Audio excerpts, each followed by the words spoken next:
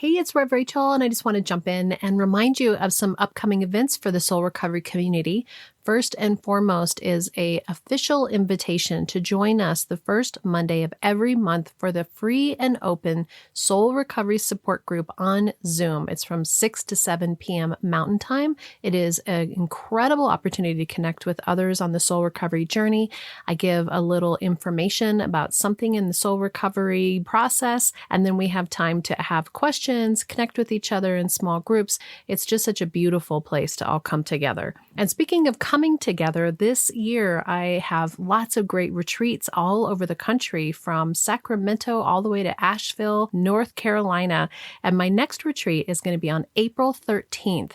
This is in Sacramento. It is an all-day workshop, and I'm so excited to share the soul recovery process with all of my North California people.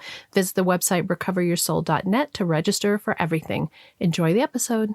When I was in those darkest years of my marriage and with my kids and their addiction and everything that was happening, it was as if I had scorecards for everybody, and I was just ticking off every single time there was something I didn't like. And let me tell you, I had a lot of things that I didn't like. And ultimately, this piece of keeping such diligent track of what I didn't like was keeping me stuck. It was making me miserable. I wasn't working on myself.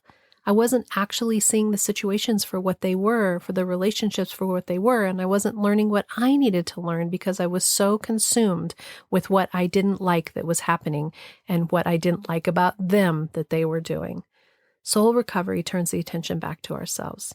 It isn't that those things aren't happening. It isn't that there isn't an uneven energy exchange. It's about learning that we can't control them. It's about coming back to ourselves, recognizing where we can make a difference in our own lives, how we can see it from a different place.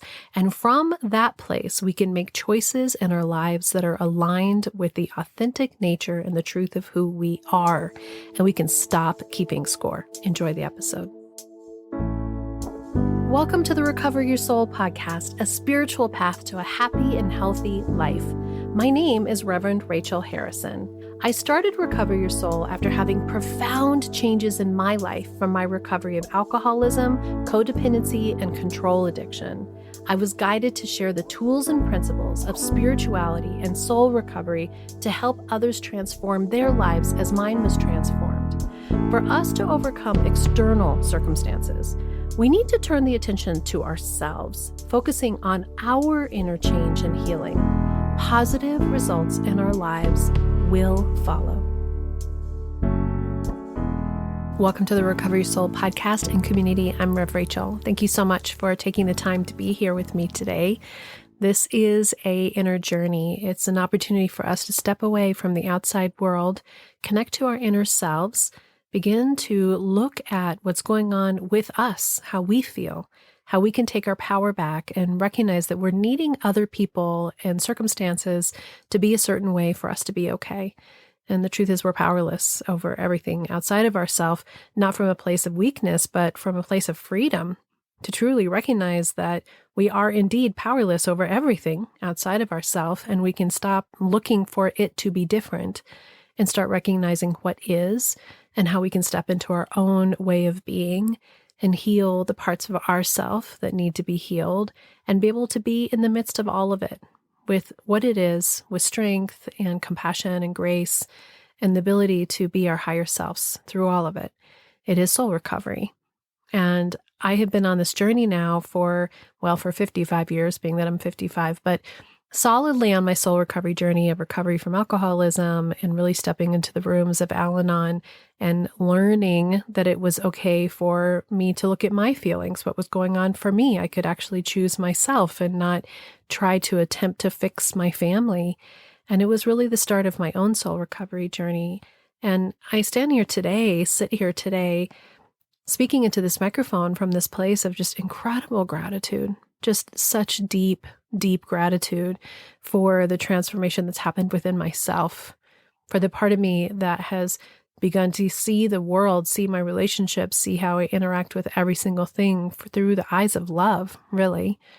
I spent so much of my life looking through the eyes of fear and pain and just the suffering that comes from wishing that it was different.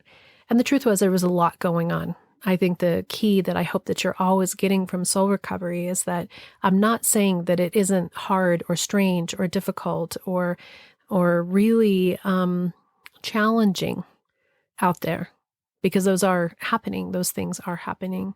But I was so consumed with the challenge and so consumed with wanting it to be different that I actually wasn't even enjoying the parts as much as I could have with what was. And in the end, I was keeping score. And that's what I wanted to talk about today as our focus, was this part of us being able to let go of this really destructive behavior where we keep score. Because when we're keeping score with somebody, we are making a judgment about whether something is good or bad. And we're toggling little tick marks on each side. And we're beginning to look at everything through the lens of not enough, through the lens of pain, through the lens of, I need you to give me this for me to feel a certain way. And ultimately, what I think is so interesting is, as I've done this work for myself and as I've worked the 9-step soul recovery process in my own life, I look around and I'm super curious. I think I've said this before in podcasts. I'm not exactly sure how much has changed in my life around me. I mean, my life around me has definitely changed, but really, I couldn't tell you how much of that is real or how much of it is just the fact that my perception has changed, my interactions have changed, my way of viewing it has changed, that I am indeed looking through the eyes of love more. Almost every morning, though not all the time, kind of depends on the day, but a good portion of the time, one of the rituals that Rich and I do when we're drinking our coffee is that we'll listen to 10 minutes of something spiritual. And quite often it's the Course in Miracles. The Course in Miracles is a channeled work of spiritual direction, and it has workbook exercises as part of it. And so we've been listening to these workbook exercises ever since we got back from Indonesia last year. So it's been a slow and steady process. And before that, we did Wayne Dyer's reading of the Tao. And then sometimes we'll just do a guided meditation, or sometimes we'll find something on YouTube that is inspiring. But that concept of us starting the day together, doing something together that is inspiring and that gives us a conversation piece to talk about has been really beautiful in our relationship. That's one of the beautiful things that's changed in our communication. Today's message in the Course in Miracles was the idea that if we can look through the eyes of love at everything, everyone, every situation, and it isn't easy to do that because there is so much difficulty, because there is so much diverse thoughts, division in what we think, so much push and pull. But if we can remember to look upon every soul through the light of who they are, and to begin to separate that out from the pain that we have around us. And I loved it because it really is the perception that's changed in my own life. And it's what I teach in soul recovery, and I work with you when we do coaching, is this ability for us to step into a more spiritually grounded place. But what I remember when I wasn't in that place was this heavy laden irritation that I had all the time about keeping score. And I was keeping score in everything. I was keeping score in everything. I was keeping score in our conversations about if I said something but he didn't say it. I was keeping score about chores. I was keeping score about how we were with the kids. I was keeping score about whether I thought I knew better than he did in some situation. I was keeping score about how often he was pissed off. I was keeping score about how we spent our money. There was some checkbox being marked everywhere about whether this was good or bad or acceptable or not acceptable to me. And I'll tell you what, it took a lot of negative energy. It took a lot of energy for me to continue to keep score because I had to be vigilant about this level of intensity that I was keeping about whether he was meeting some criteria that I was keeping. And I kept score with the kids too. Ultimately, we're keeping score about whether they're doing a good job or whether they're doing a bad job or whether they're meeting the needs of what I think my friends' kids are doing or whether they're keeping up with some supposed to be that they're supposed to be doing. I was keeping score for myself. How was I meeting up to what people's expectations were? All these scorecards. And when we do that, we're actually doing what I speak so often about in step 2 of soul recovery in terms of admitting that we're powerless. We are thinking that we have power. We're thinking that we can control, that if we stand in this place where we think we know, then maybe it will be different. Well, ultimately, all of that is a lot of wasted energy. And what it brought to me was it made me separate from. It made me separate from Rich in every single way possible. It made me feel separate from my friends if their kids were doing better than my kids. It made me feel separate from the people at work because I was trying to keep score about what was happening and whether I was being good or, oh my gosh, at work, I was just always trying to prove myself, right? Whether somebody was taking away from me in some way. And when we do that, we're actually giving our power away again and again and again and again to somebody else. We're saying that they need to live up to some standard for us to be okay. And one of the other things that happens when you're keeping score is you're forgetting where you are. You're forgetting where you are. Because when we look outside, when we're constantly needing the outside to fill our inside, we're going to forever be disappointed. The spiritual teachings that I read and listen to so often talk about that part of us that says you have to give to receive, but not give from the codependent place that says, I'm going to take care of you, I'm going to be in charge of everything, I'm going to make sure everyone has what they need, and I'm going to over give, and then maybe you'll give me something back. It's not that at all. It's about recognizing energy exchange. One of the things about spirituality that's so awesome that matches science is that we're talking about energy. We are energy beings. We are these incredible atoms, these incredible little bits of energy that have become our form. And when you go into quantum mechanics, and I was about to say quantum spirituality, when you go into quantum mechanics and quantum physics, the wild thing is that we're nothing anyway. At all the moving of the energy, it's really nothing. And it gets pretty far out there and pretty wild to think about. And when we are in this place of like just holding so tightly to what we think it is supposed to be, we're actually not in a place of energy where we can give and receive energy in a healthy way. And so when you look about what keeping score is, it's really our innate knowing that there's a difference in the energy levels that are being given. And there's some real truth to it. So I always hope that you hear me saying that it's not airy-fairy, that if you just change your perception that somehow miraculously your husband will start to load the dishwasher, because good luck with that, right? He will not start loading the dishwasher out of some miracle. However, when we switch it from this fight, when we switch it from this intense blaming, keeping score, and Rich used to say to me on a regular basis, he would say, I feel like we are on opposite sides. And I would think to myself, yeah, we are. Well, who wants to be on the opposite side with your spouse? And we are on opposite sides because we are in such opposition to how we saw our kids and how we wanted to raise them. And there was a lot of pain in that. And there was some real differences in our values that we hadn't ever discussed or had clarity on when we first started this process together, all starry-eyed and in love with each other and drinking drinks and having a great time.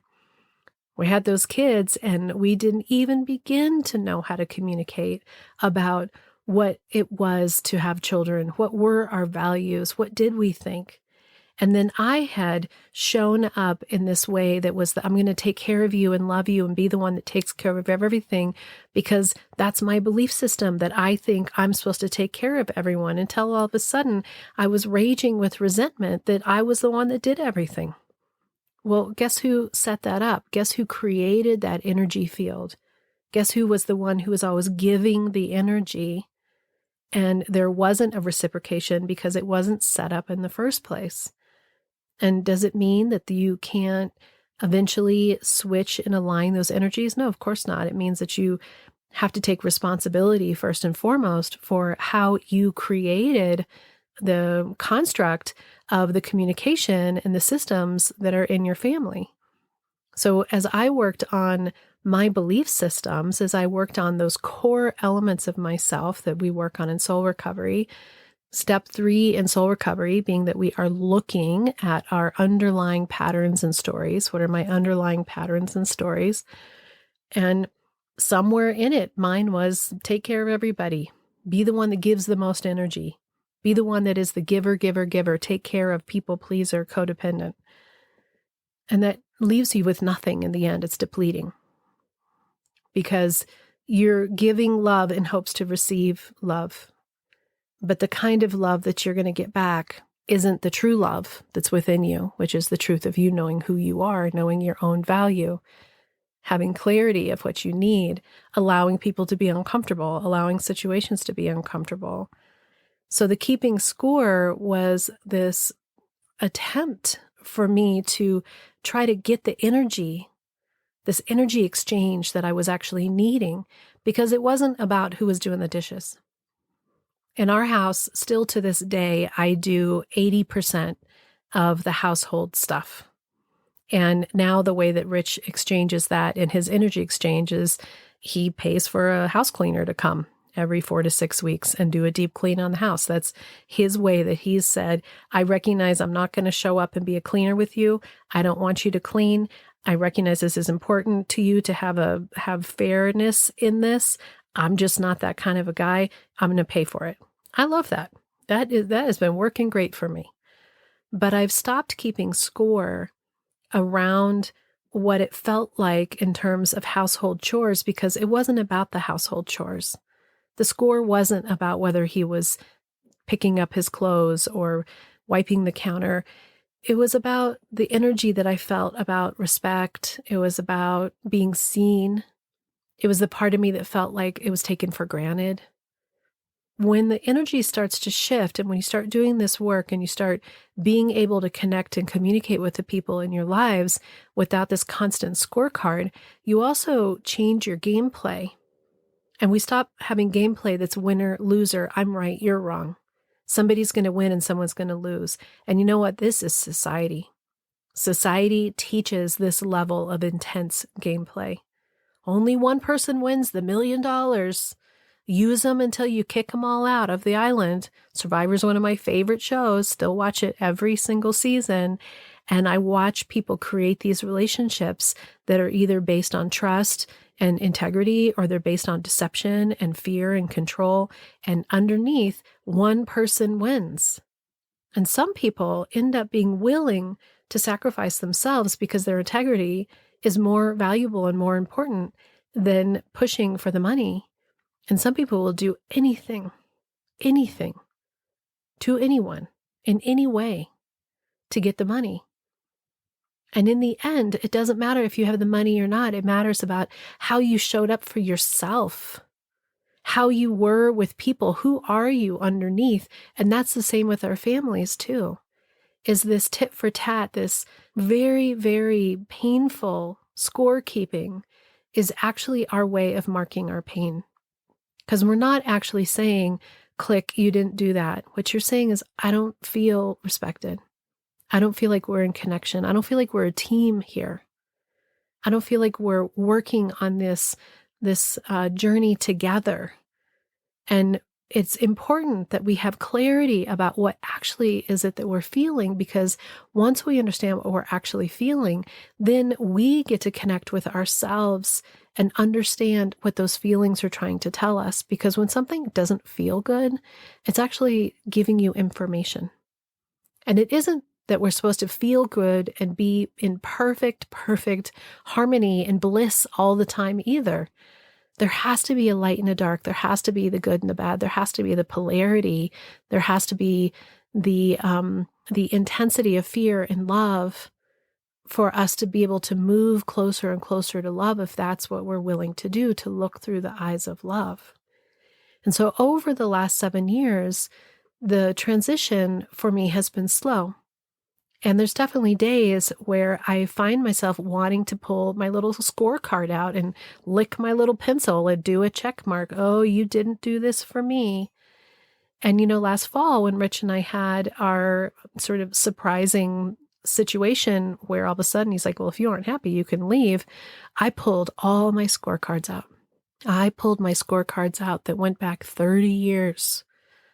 And there is a lot of check marks on the side of hurt, angry, resentful, a lot of them, a lot of them.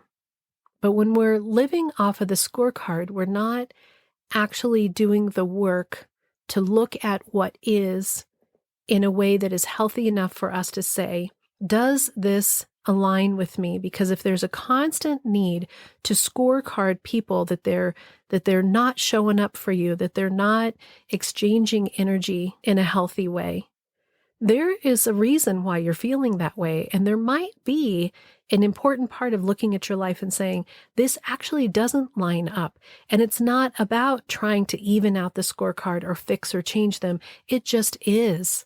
And what is not going to work for me.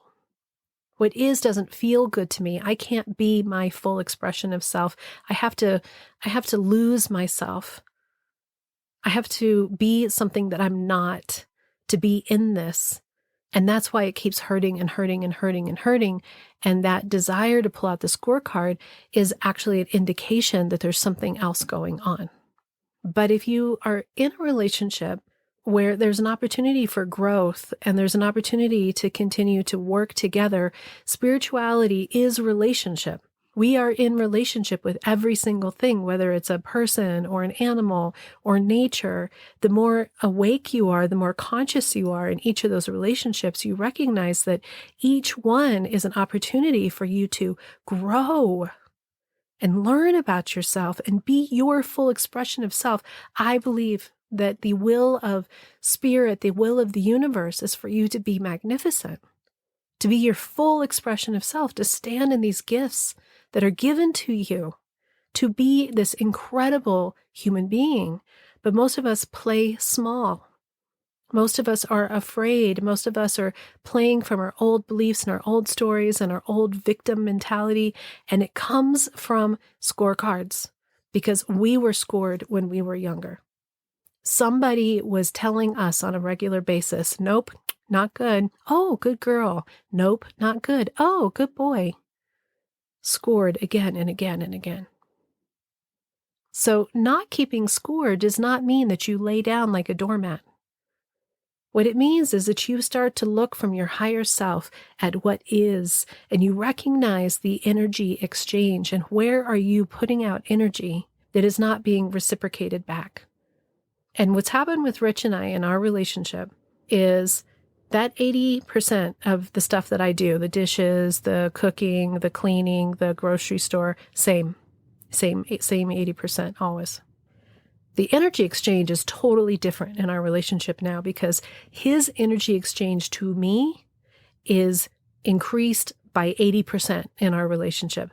And I can hardly really describe to you what it is, because if I was in the scorecard of saying, does he pick up his clothes? No, he doesn't pick up his clothes. But he's awake and he's interested and he's willing to have conversations and he shows up with an intention in our relationship. Is he awake all the time? No. Does he need to be? No. And it's not that I'm demanding and sucking the energy from him. It's that we both have more presence of who we want to be and how we want to show up for each other. And I'm as interested in providing energy, but not giving energy as if we just bought an electric car. So it's not as if I'm plugging my plug into his battery. It's more like we're both showing up having plugged our batteries into the universe, into the cosmic love and energetic force of the universe, where we feel more attended to ourselves from our own way of being, that we're locked in on that space. And then when we show up, there's energy to give each other. The energy exchange is.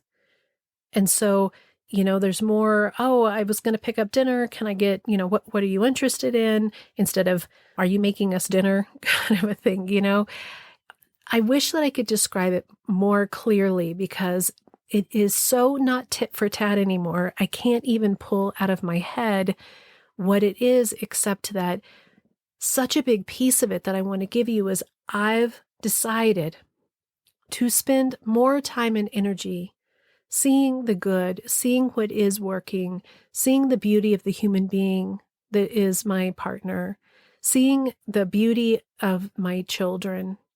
And it's not like life doesn't continue to be lifey. If you listen to the podcast, you know that I am still having very real life stuff. This whole thing with Alex and him having a new baby is there's some stuff going on inside of me of all of my control mechanisms are freaking out about wanting it to be a certain way because I have a lot of fear and I'm working on those things. I just talked about that in the last bonus podcast. This piece of us doing our work is constant. It's this constant reflection of ourselves. Are you ready to step into your soul recovery? Visit the website recoveryoursoul.net to learn more about the 9-step soul recovery process. I hope that you'll join us the first Monday of every month for the free soul recovery support group on Zoom, where we learn more about soul recovery and connect with each other. If you'd like to work directly with me to move through the 9-step soul recovery process, I'm here for you, but you can also choose to work the steps on your own with individual modules intended to support you to work at your own pace and on your own time. And if you want even more soul recovery, join us for the Recover Your Soul bonus podcast for Patreon members and Apple Podcast subscribers, where I interview amazing people sharing soul recovery tips for us and also do spiritual book studies. You can also find daily inspiration on Facebook and Instagram and join our private Facebook community. Visit the website for more information, links, and registration for everything. Back to the episode. And instead of having the gameplay where there's one winner, we switch to the gameplay that is everybody wins. And you know why everybody wins? Because we're just one energy anyway.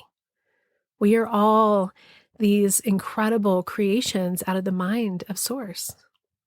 We are all just love anyway. So if we can look through the eyes of love, and the guidance that's coming to me is for us to remember to do this, not just in our relationships, but in the world. And this is hard. And I'm feeling a lot of emotion.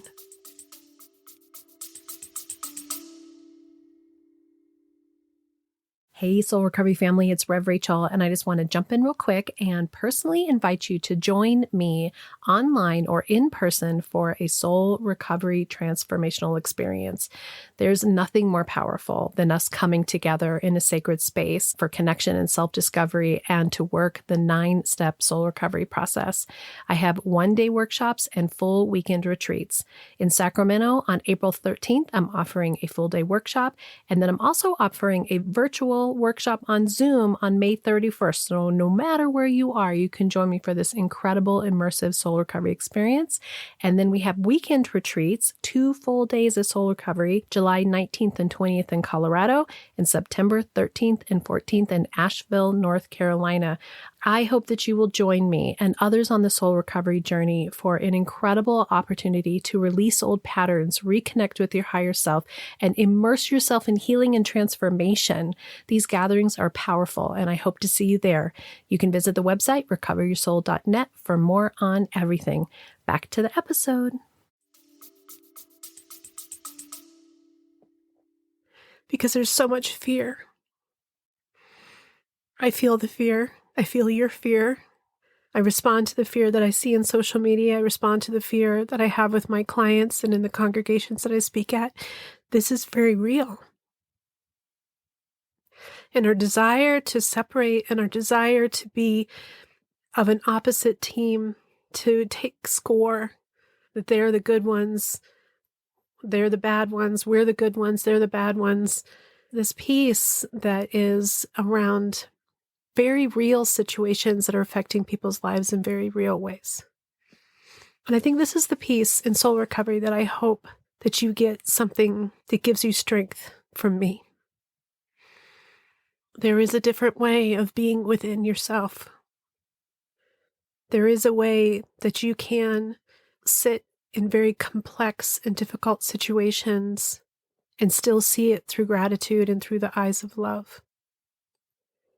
And it doesn't mean that you have to like it. And it doesn't mean that it has to align with your every value. It means that you look past that sticky, messy stuff on the outside, and it never diminishes the light that is within each soul. No matter how cloaked it may be with pain or fear, or dysfunction or anger. People do some really horrible things to each other. And they do those things because they're afraid.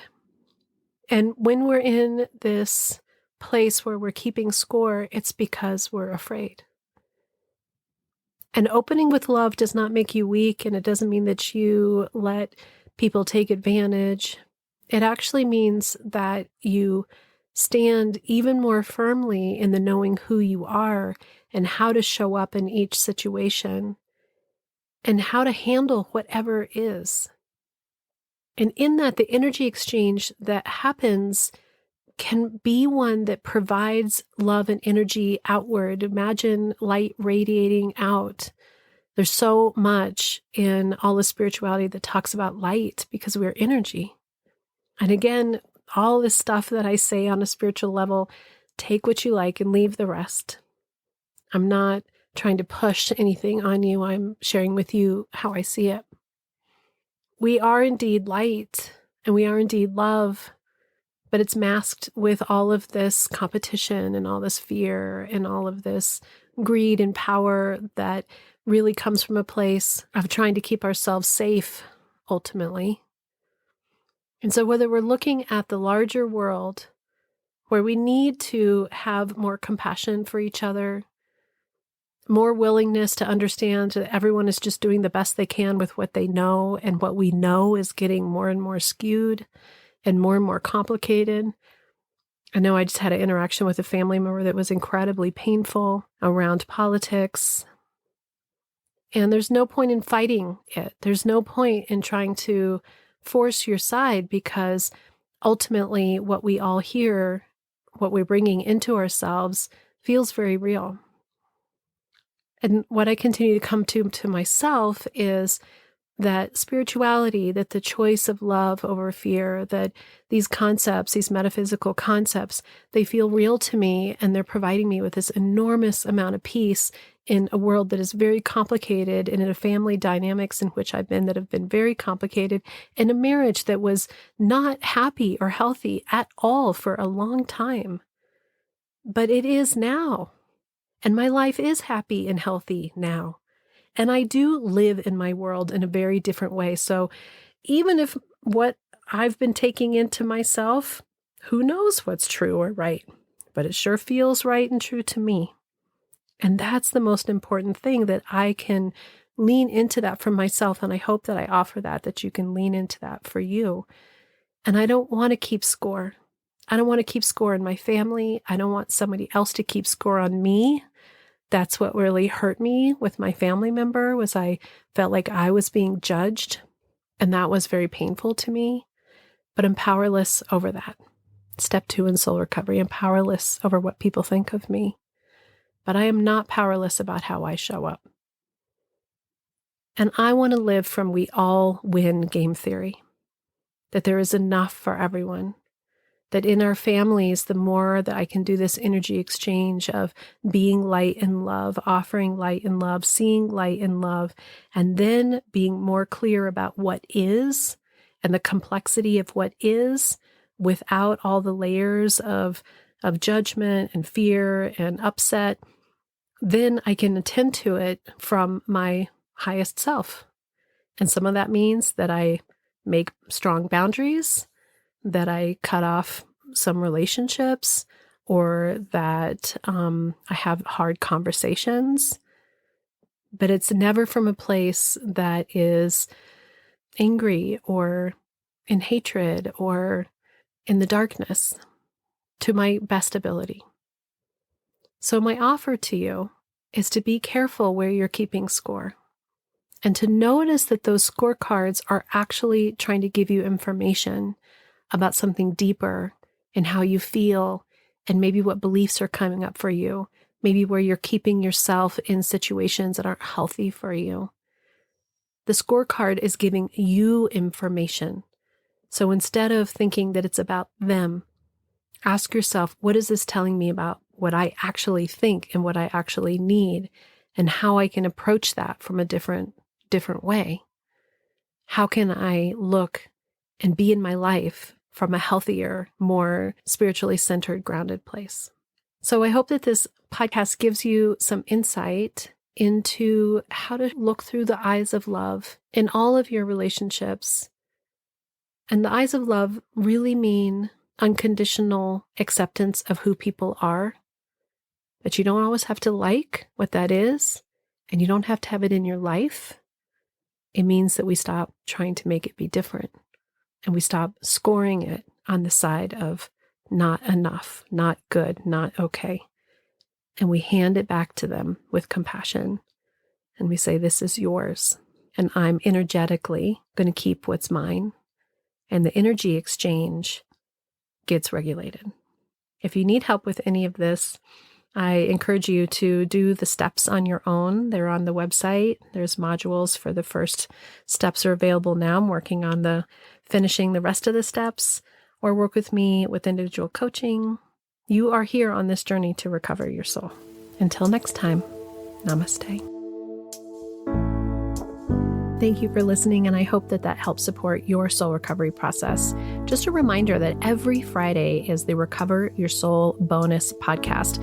This podcast is for Patreon members and Apple Podcast subscribers. And not only do you get an incredible interview or book study that comes with being part of that community, but your subscribing helps support this podcast and the Recover Your Soul community. If you want to listen to those bonus episodes but can't subscribe right now, do know that you can be a free Patreon member and have access for limited time to new episodes. Visit the website recoveryoursoul.net or check out the show links below for coupons and information for upcoming events. I thank you for sharing this podcast with your friends and family. I thank you for giving it 5 stars, and the reviews that are left bring tears to my eyes. I am honored to be part of your life. Together, we can do the work that will recover your soul. The Recover Your Soul podcast and its content is for educational purposes only and is not allied or representative of any organizations or religions. It's based on the opinions and experience of Reverend Rachel Harrison. Recover Your Soul claims no responsibility to any persons or entity for any liability, loss, damage, or cause alleged to be caused directly or indirectly as a result of its use. Applications or interpretations of the information represented herein. Take what you need and leave the rest.